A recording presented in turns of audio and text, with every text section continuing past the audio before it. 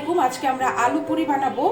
তো আলু পুরি বানানোর জন্য আমি এখানে হচ্ছে 1.5 কাপ পরিমাণে ময়দা নিয়ে নিয়েছি। তো আমি এখন এই ময়দা দিয়ে একটা ডো তৈরি করব আলু পুরির জন্য। তো আমি প্রথমেই দিয়ে দিচ্ছি হচ্ছে লবণ। এখানে পরিমাণ মতো লবণ দিয়ে দিলাম, লবণটা মিশিয়ে নিব। আচ্ছা, এখন হচ্ছে লবণ মিশানোর পরে আমি এখানে তেল দিয়ে দিব। আলু পুরির ডোটাতে তেল অবশ্যই অনেকখানি দিতে হবে। তো আমি এখানে 4 থেকে 5 টেবিল চামচের মতো তেল দিয়ে দিব, দিয়ে সবগুলা মিশিয়ে নিব ময়দার সঙ্গে। আমরা পুরো ময়দার সঙ্গে তেলটা খুব ভালো মতো মিশিয়ে নিলাম। এখানে এই যে চাপ দিলে এরকম দলার মতো হয়ে যায় এবং সবগুলোর সঙ্গে তেল খুব ভালো মতো মিশে গেছে। এখন আমরা পানি অ্যাড করবো, এখানে অল্প অল্প করে এখানে পানি দিতে থাকবো। আর ডোটা বানাবো, একবারে পুরো পানিটা দেওয়া যাবে না।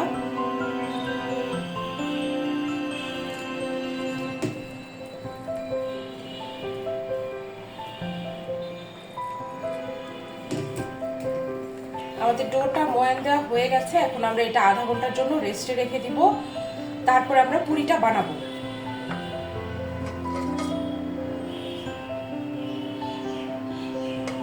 আমরা এখন পুরির যে পুরটা এটা তৈরি করব। এই জন্য আমরা এখানে 4টা শুকনো মরিচ ভেজে নিয়েছি। তা আমি এগুলো ভাঙবো।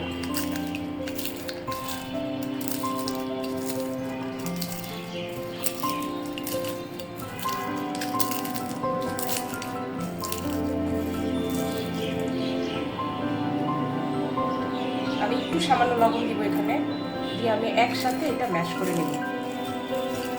আমি 1 মুঠের মতো পেঁয়াজ দিয়ে দিলাম, দিয়ে আমি খুব ভালো মতো একসাথে মিশিয়ে নিব শুকনা মরিচ, লবণ আর হচ্ছে কাঁচা পেঁয়াজ।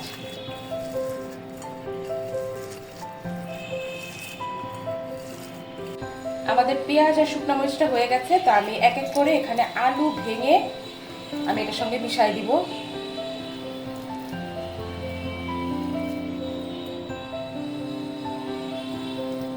এখানে আমি 1/2 চা চামচের মতো চাট মশলা দিয়ে দিব। এটা টেস্টের জন্য, এটা না দিলেও হয়, তবে এটা দিলে খুব মজা হয়।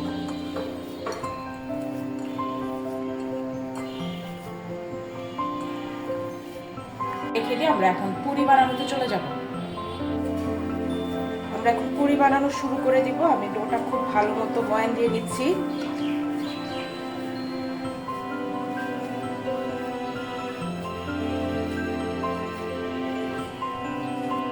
আমরা পুরির জন্য ছোট ছোট লেচি কেটে নিব।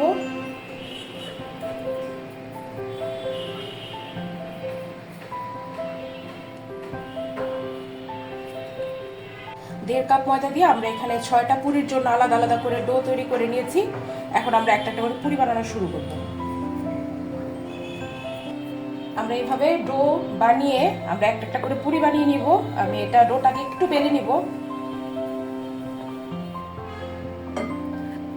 খুব বেশি বেলা যাবে না এই সাইজটা। এখন ভেতরে আমি পুর দিয়ে নিব আলু, এইভাবে আস্তে আস্তে পুরো মুখটা আমি বন্ধ করে নিব।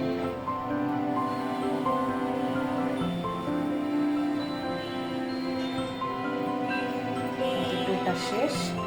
এখন এটা হালকা হাতে বেলে নেবেন, খুব জোরে চাপ দেওয়া যাবে না।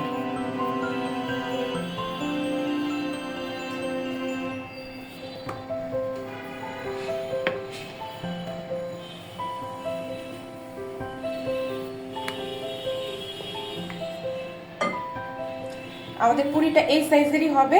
আমাদের পুরিগুলা রেডি। আমরা এখন পুরিটা ভাজবো। আমি তেল দিয়ে দিলাম, এটা একটু ভাসা তেলে ভাজতে হবে।